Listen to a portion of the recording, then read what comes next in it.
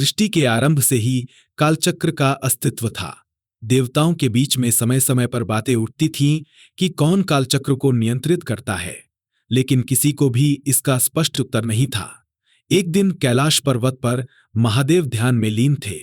चारों ओर शांति थी, बस हिमालय की ठंडी हवाएं धीरे धीरे बह रही थीं। तभी अचानक शिव के ध्यान में एक विचित्र दृश्य आया। शिव ने अपनी तीसरी आंख खोली और सामने एक घना अंधकार देखा जो धीरे धीरे सृष्टि की ओर बढ़ रहा था।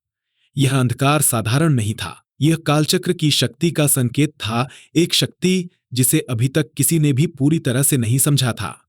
शिव ने यह भांप लिया कि कुछ गंभीर होने वाला है। स्वर्गलोक में सभी देवता एकत्रित हुए थे। इंद्र, ब्रह्मा, विष्णु सभी एक अजीब चिंता में थे। इंद्र ने कहा, कुछ समय से हमें कालचक्र में असामान्य हलचल महसूस हो रही है। रातें लंबी हो गई हैं, दिन छोटे, ब्रह्मांड का संतुलन बिगड़ रहा है। विष्णु ने उत्तर दिया, यह कालचक्र का संकेत है। महादेव को यह सूचना मिलनी चाहिए, केवल वही इसका समाधान निकाल सकते हैं। तभी महादेव कैलाश पर्वत से प्रकट हुए। उनकी आंखों में गहन गंभीरता थी।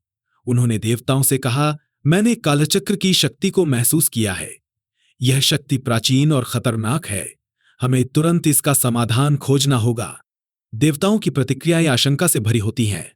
महादेव ने अपनी शक्तियों का प्रयोग कर कालचक्र के रहस्य को जानने का प्रयास किया। अचानक उनके सामने एक अद्भुत दृश्य प्रकट हुआ। उन्हें पता चला कि ये शक्ति एक प्राचीन असुर कालप्रति के नियंत्रण में है, जो सदियों पहले शिव द्वारा बंदी बनाया गया था। लेकिन अब कालप्रति पुनः जागृत हो रहा था। महादेव ने गंभीरता से कहा, कालप्रति की शक्ति सीमित नहीं है। वह कालचक्र पर नियंत्रण करना चाहता है। अगर वह सफल हो जाता है तो सृष्टि का अंत निश्चित है। हमें इसे रोकने का उपाय खोजना होगा। देवताओं की आंखों में भय की झलक। महादेव ने कहा, हमें कालचक्र के केंद्र तक पहुंचना होगा। कालप्रति ने अपनी शक्ति को कालचक्र के भीतर कहीं छिपा रखा है। यह शक्ति तब तक अमर रहेगी जब तक हम उसे नष्ट नहीं कर देते। देवताओं में से एक अग्निदेव ने कहा, लेकिन कालचक्र का प्रवेश द्वार कहाँ है? हमने सदियों से इसे खोजने का प्रयास किया पर असफल रहे। महादेव ने उत्तर दिया, कालचक्र का प्रवेश द्वार कालप्रति की शक्ति से बंद है। केवल सत्य और धर्म की शक्ति ही इसे खोल सकती है। हम सभी को एकजुट होकर सत्य के मार्ग पर चलना होगा। सभी देवता महादेव के नेतृत्व में एकत्र होते हैं। महादेव के साथ सभी देवता ब्रह्मांड के उस अज्ञात स्थान की ओर बढ़ते हैं जहां कालचक्र का द्वार छिपा हुआ है। जैसे ही वे उस स्थान पर पहुंचते हैं, चारों ओर अंधकार छा जाता है। हवा भारी हो जाती है और एक डरावनी खामोशी छा जाती है। अचानक एक रहस्यमयी आवाज गूंजती है, कौन है जो मेरे द्वार के निकट आने की हिम्मत कर रहे हैं? महादेव ने शांत स्वर में उत्तर दिया, हम यहां सत्य और धर्म के लिए आए हैं।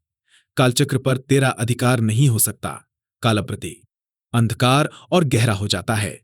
जैसे ही महादेव और देवता आगे बढ़ते हैं, अचानक अंधकार के भीतर से कालप्रति प्रकट होता है। उसकी आंखों में असीम क्रोध और शक्ति झलकती है। वह हंसते हुए कहता है, तुम लोग मुझसे लड़ने आए हो, मैं अमर हूं। कालचक्र की शक्ति मेरे साथ है। महादेव ने गंभीरता से कहा, कोई भी अमर नहीं है। सत्य और धर्म के आगे हर अंधकार को झुकना पड़ता है। कालप्रति ने चिढ़कर उत्तर दिया, तो आओ, देखता हूं तुम किस शक्ति से मुझे रोक पाते हो। महादेव ने अपना त्रिशूल उठाया और कालप्रति पर आक्रमण किया। दोनों के बीच भीषण युद्ध छिड़ गया। अंधकार और प्रकाश के बीच की इस लड़ाई में देवता भी अपने अपने शस्त्रों से कालप्रति की सेना पर हमला करने लगे। लेकिन कालप्रति की शक्ति इतनी प्रबल थी कि हर बार बेअसर हो रहा था। तभी महादेव ने अपनी तीसरी आंख खोली। एक प्रचंड अग्नि लहर के रूप में उनकी शक्ति प्रकट हुई। लेकिन कालप्रति ने उस अग्नि को रोकने के लिए अपनी शक्ति का उपयोग किया। यह देख महादेव को समझ आया कि कालप्रति की अमरता का स्रोत कहीं और है, उसके भीतर नहीं बल्कि कालचक्र के भीतर छिपा हुआ है। महादेव ने देवताओं से कहा, कालप्रति को हराने का एक ही तरीका है, उसकी अमरता की जड़ को नष्ट करना। वो शक्ति कालचक्र के भीतर छिपी है। हमें कालचक्र तक पहुंचना होगा, लेकिन इसका मार्ग अत्यंत कठिन है। विष्णु ने कहा, मैं तुम्हारे साथ चलूंगा। हम सत्य और धर्म के साथ इस शक्ति को नष्ट करेंगे। देवताओं ने मिलकर कालचक्र का द्वार खोला। वहां उन्होंने देखा कि कालचक्र के भीतर समय और स्थान का कोई अस्तित्व नहीं था। यह एक विचित्र स्थान था जहां हर क्षण और हर पल अनिश्चित था। कालचक्र के भीतर प्रवेश करते ही महादेव और विष्णु ने महसूस किया कि वहां समय स्थिर था। जैसे ही वे आगे बढ़े, कालप्रति की अदृश्य शक्ति ने उन पर हमला करना शुरू कर दिया। हर कदम पर उन्हें भयंकर चुनौतियों का सामना करना पड़ रहा था। तभी महादेव को एक विशेष ऊर्जा का आभास हुआ। वह कालचक्र के बीचों बीच स्थित थी। महादेव ने विष्णु से कहा, यह वही शक्ति है जो कालप्रति को अमर बनाए हुए है। हमें इसे नष्ट करना होगा। विष्णु ने सहमति जताई और उन्होंने अपने दिव्य शस्त्रों से उस शक्ति पर वार किया। लेकिन वह शक्ति इतनी मजबूत थी कि उसे तोड़ने के लिए महादेव को अपनी सभी शक्तियों का उपयोग करना पड़ा। जैसे ही महादेव और विष्णु ने उस शक्ति को नष्ट किया, कालचक्र का संतुलन फिर से स्थापित हो गया। कालप्रति ने अपनी अमरता खो दी। बाहर महादेव की सेना ने कालप्रति को जकड़ लिया। कालप्रति ने अपनी हार स्वीकार की और अंधकार में विलीन हो गया।